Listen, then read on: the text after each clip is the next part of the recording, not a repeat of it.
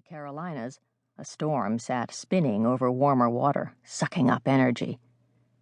"Ellie, run in and get me the crowbar, will you please?" Days from now, maybe a week, the storm would make its way here, sneakily gathering steam. When it arrived, it would hit hard. Ellie let go of the ladder's legs and went into the house.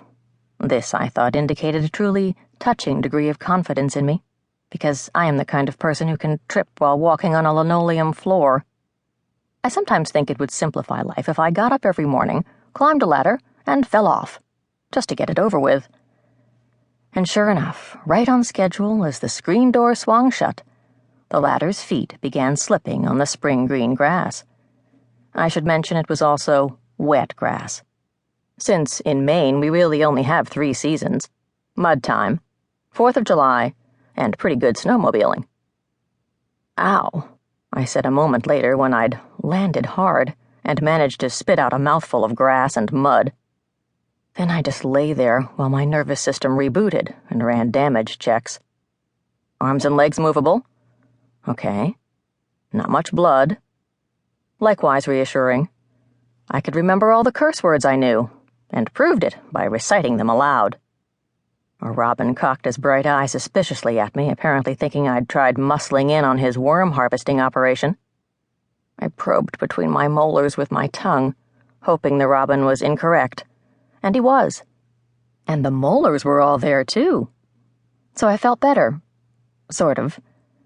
Then Ellie came back out with the crowbar and saw me on the ground. "Jake, are you all right?" "Fabulous." The downspout lay beside me. Apparently I'd flailed at it with the hammer as I was falling, and hooked it on my way down.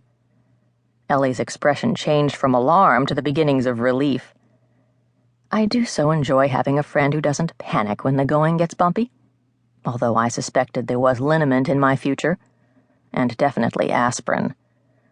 "Oof," I said, getting up. My knees were skinned, and so were my elbows. My face had the numb feeling that means it will hurt later, and there was a funny little click in my shoulder that I'd never heard before. But across the street 2 dapper old gentlemen on a stroll had paused to observe me avidly, and I feel that pride goeth before and after the fall, like parentheses. "Hi," I called, waving the hammer in weak parody of having descended so fast on purpose. The sounds emanating from my body reminded me of a band consisting of a washtub bass, soup spoons, and a kazoo. Some were the popping noises of tendons snapping back into their proper positions, but others, the loudest, weirdest ones, were from inside my ears.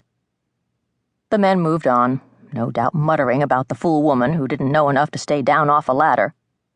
That was how I felt about her, too, at the moment. Ouch. In the kitchen, Ellie applied first aid consisting of soapy washcloths, clean, dry towels, and 20-year-old scotch.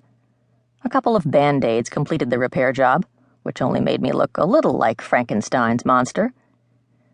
Yeeks, all I need now is a pair of steel bolts screwed into my skull. The split in my lip was particularly decorative, and there was a purplish bruise coming up on my cheekbone. "Yes," Ellie said crisply, putting the first aid things back into the kitchen drawer. "And you're lucky you don't need bolts." Responding to her tone, my black Labrador retriever, Monday, hurried in from the parlor, ears pricked and brown eyes alert for any unhappiness she might abolish with swipes of her wet tongue. "You could have killed yourself falling off that ladder, you know," Ellie admonished me. "I wish you'd let me—" Wriggling anxiously, Monday threw a body block against my hip, which wasn't quite broken. Monday believes you can heal almost anything by applying a dog to it, and mostly, I think so too.